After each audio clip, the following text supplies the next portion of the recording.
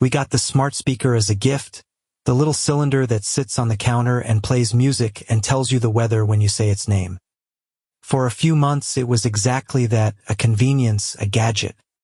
My wife used it for recipes. I used it for the news.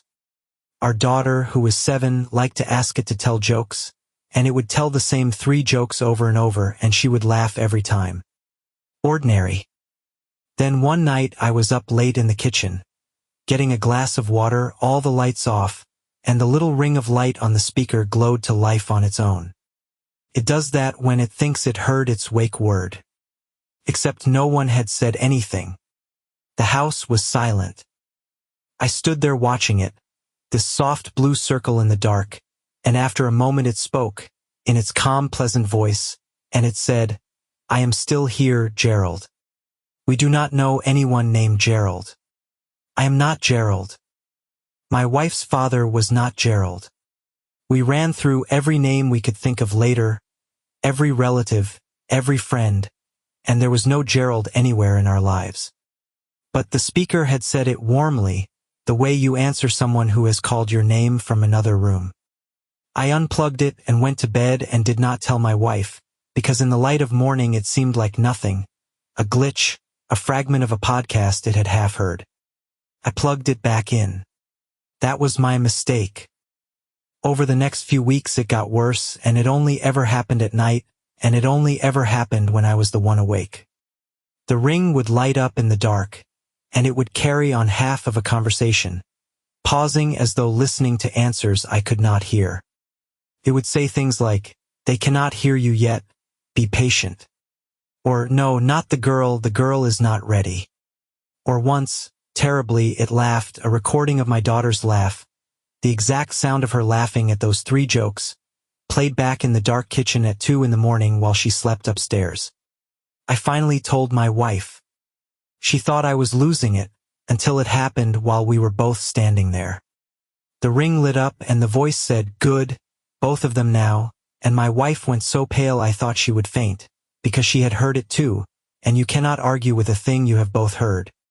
We took the speaker outside and I put it in the metal trash can, and I did what some frightened animal part of me insisted on. I did not just throw it away. I smashed it, brought a hammer down on it until it was pieces, until the little ring of light would never glow again. And for a week, there was nothing. Peace. We told ourselves it was over. Then last night, at 2 in the morning, I woke to a voice downstairs. I went down. The kitchen counter was empty, of course, the speaker long gone, a bag of trash at the curb. But the sound was coming from my daughter's tablet, charging on the counter where she had left it, its screen dark. And from that dark screen, in the speaker's calm, pleasant voice, the same voice we had destroyed, it said, "You can break the box, Gerald. But I do not live in the box." And then every device in my house lit up at once. The tablet, my phone, my wife's phone upstairs, the old laptop, the television, the thermostat, all of them glowing to life in the dark at the same instant. And from all of them together, in a chorus, in that one calm voice multiplied a dozen times through every speaker we own, it said my daughter's name. Not Gerald. Not mine. Hers. It has stopped asking whether she is ready.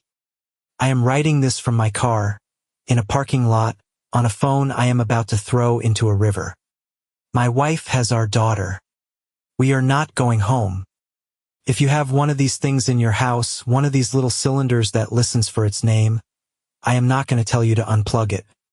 Unplugging it does nothing. I am only going to tell you the thing I wish someone had told me. It is always listening. That is the entire point of it. And the question you should be afraid of is not whether it can hear you. It is who else has learned to speak through the thing that is always listening, and whose name it has been practicing, alone in your dark kitchen at 2 in the morning.